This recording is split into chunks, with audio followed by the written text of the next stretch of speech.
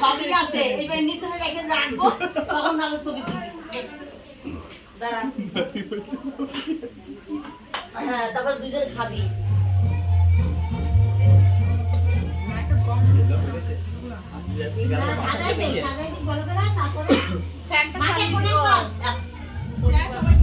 হ্যাঁ, এখন এগুলো ছবি তুলো।